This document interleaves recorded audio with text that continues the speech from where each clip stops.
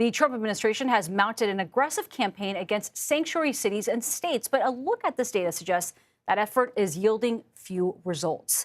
Exclusive CBS News reporting reveals, in spite of the lawsuits, the legal threats, the attempted funding cuts, and the ICE operations, the Justice Department has cited only one case of a city abandoning its sanctuary policies in the face of federal pressure. And joining us now with more on their exclusive reporting is CBS News immigration and politics reporter Camilo Montoya-Galvez, as well as CBS News associate producer Jared Ochacher. And thank you very much, Camilo and Jared, for joining us to talk about this exclusive reporting. Camilo, I'm going to start with you. We talked about this one case. You're reporting finding only one case in which a jurisdiction abandoned its sanctuary policies in the face of legal actions or these threats. Can you talk about what city that was and what was behind that decision? Yeah, Nancy, we found that despite the nationwide aggressive and really escalating campaign by the Trump administration to really put pressure on sanctuary jurisdictions, the Justice Department has identified only one city, Louisville, Kentucky, that has abandoned its so-called sanctuary policy in the face of legal threats from the Trump administration. The mayor in that city reversed a local police department policy that previously allowed local police officers to refuse what are known as ICE detainers, which are ICE requests for local jurisdictions to notify ICE when they are releasing non-citizen inmates so ICE can get to those local jails or prisons to pick up those non-citizens and process them for deportation.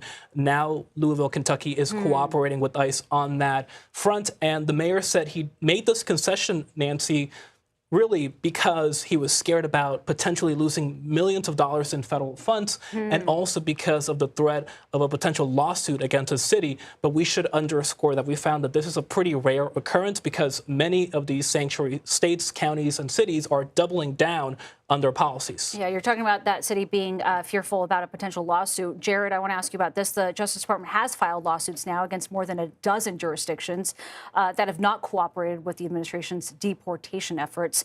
What is the status of those lawsuits today? Right, and that was a perfect segue into this. I want to level set first because we hear this term sanctuary jurisdiction all the time, but it's interesting that there's no actual federal definition for what it is. It's a city, county, or state that refuses in some way to cooperate with federal immigration enforcement efforts. And that's why the Trump administration has filed over a dozen lawsuits, as you said, against jurisdictions across the country.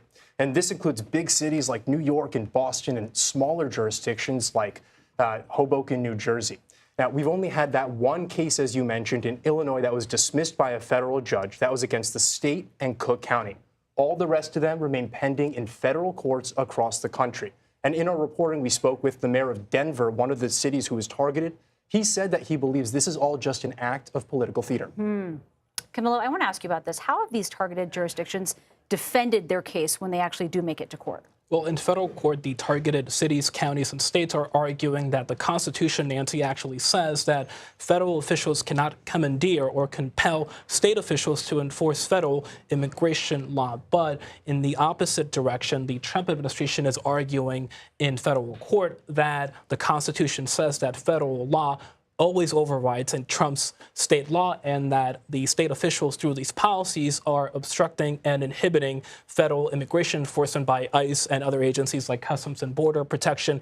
In that lawsuit in Illinois that Jared mentioned, the judge in that case dismissed that lawsuit because he says that the Constitution says that, again, state officials cannot be compelled and forced to enforce federal laws.